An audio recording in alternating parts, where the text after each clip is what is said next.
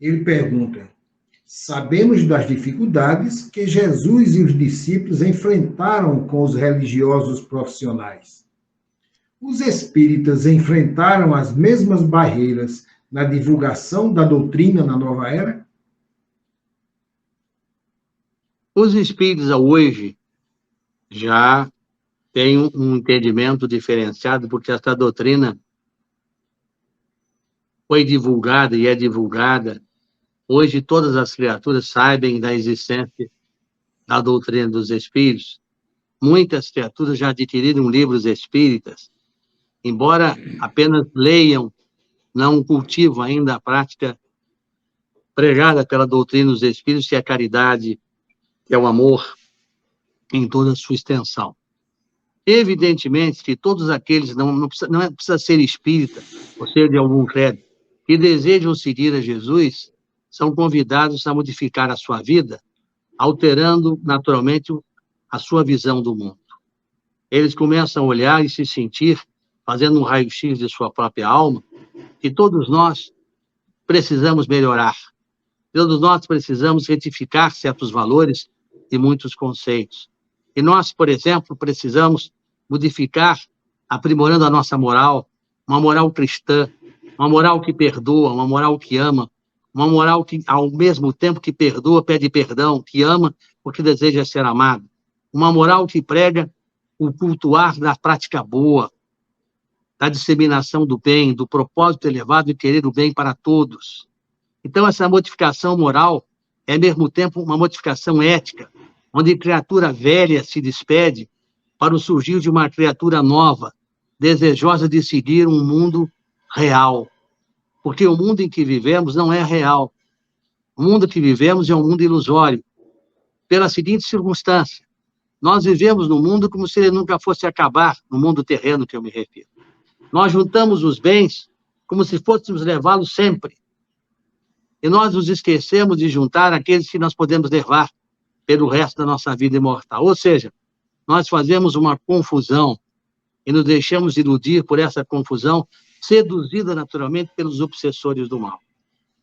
Porque as pessoas procuram os valores econômicos, procuram os valores políticos, como se esses fossem lhes dar o grande passaporte às esferas da luz. E se esquecem que é exatamente trabalhando para o bem, consertando os erros, se esforçando, embora as fragilidades na prática do amor e da caridade, praticando das diversas formas possíveis o amor, porque quem é que não pode dar um abraço?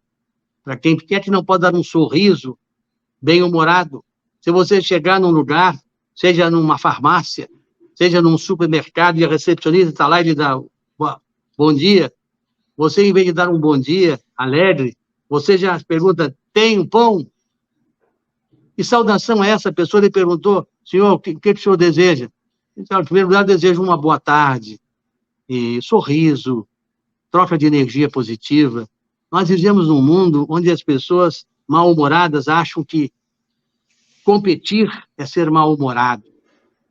Competir é passar por cima dos chamados fracos, que os fortes triunfam.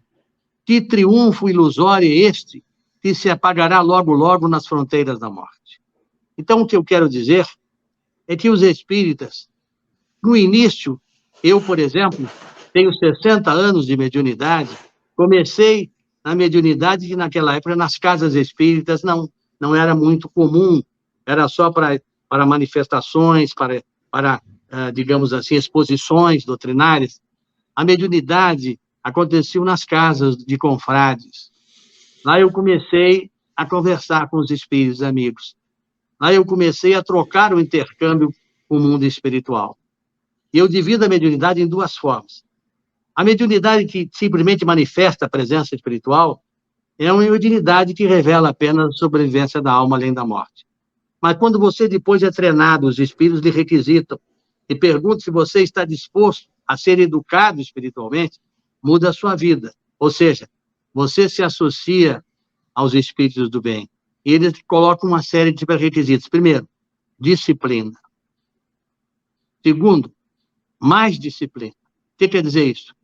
Pontualidade de horários, preocupação com o trabalho, reservado um dia antes ou algumas horas antes para se preparar, para poder trabalhar com os espíritos, para poder sintonizar, se afastar da vida mundana, dos problemas do dia a dia que todos nós temos, para poder se educar para servir e sintonizar com o bem. Porque de nada adianta você vir para uma reunião mediúnica por meia hora, uma hora, e depois dali você sair para fazer o mal, se reunir para falar dos outros, ou para beber, ou para fumar, ou para fazer qualquer outra coisa. Você pode viver na sociedade, deve viver e é necessário, mas você pode se comportar em todos os lugares que estiver, para que você possa viver na presença dos espíritos bons. Jesus nunca se afastou, muito pelo contrário. Ele esteve ao lado dos leprosos, dos paralíticos, dos enlouquecidos, dos desmiolados espirituais, das prostitutas, dos encarcerados. Ele esteve ao lado daqueles que sentiam dor e aflição. No entanto, assim que ele terminava de atender aqueles, eles ligavam-se ao alto para receber os benefícios espirituais daqueles seres que o alimentavam, porque Jesus, mesmo sendo espírito de luz, como qualquer, precisa se alimentar.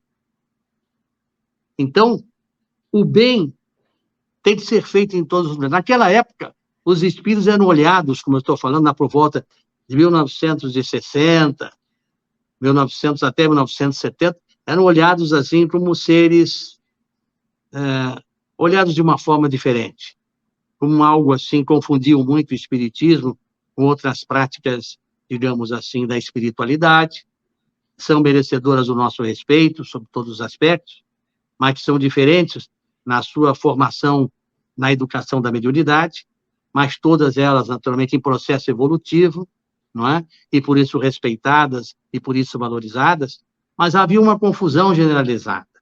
Tanto é verdade que alguns diziam assim, eu sou kardecista. Como que a pessoa pode ser kardecista? Não existe a religião de Kardec. É uma confusão. A pessoa quer dizer que segue as revelações codificadas por Kardec, mas não tem a religião kardecista. O espiritismo existe, não o kardecismo. É uma pequena confusão de conceito, mas, na verdade, o espiritismo é que existe. Kardec foi seu codificador, mas não é uma religião. É apenas uma criatura elevada, e muito elevada, que aqui veio nimbada de luz para receber a mensagem dos espíritos superiores e edificar este notável Pentateuco espiritual. Então, todos aqueles que praticam o bem são perseguidos pelo mal, independente se é católico, protestante, evangélico, ou até praticante espiritualista. Todos aqueles que produzem uma ação no bem enfrentam uma reação no sentido contrário. O importante é saber que vale a pena praticar o bem. E vale a pena seguir Jesus. Porque essa doutrina é uma doutrina. Ela tem aspectos de religiosidade? Tem, mas ela é uma doutrina que se baseia nos alicerces da filosofia e da ciência experimental, que tem como consequência disto tudo o princípio evangélico da caridade e do amor. Por isto, tem aspecto de religiosidade como a religião do amor. No futuro, o espiritismo está apenas numa introdução. No mundo de regeneração, ele terá um grande desenvolvimento. O grande desenvolvimento do espiritismo será no mundo de regeneração, não agora. Agora ele é apenas uma introdução, não é bem compreendido, é aceito por muitos, não aceito por outros, mas quando os fatos ocorrerem e nós entrarmos num período diferente, ele haverá de ser muito valorizado. E se compreenderá, e assim como dos outros tempos, onde as criaturas se separavam por credos, eu sou protestante, eu sou católico, eu sou espírita, eu sou evangélico, nós jamais nos separaremos, porque o amor haverá de nos unir e nós somos seres do universo. Todos somos seres universais, vindo do mesmo lugar, indo para o mesmo lugar, filhos do mesmo Pai. E, portanto, irmãos, irmãos na criação, irmãos à procura da misericórdia divina.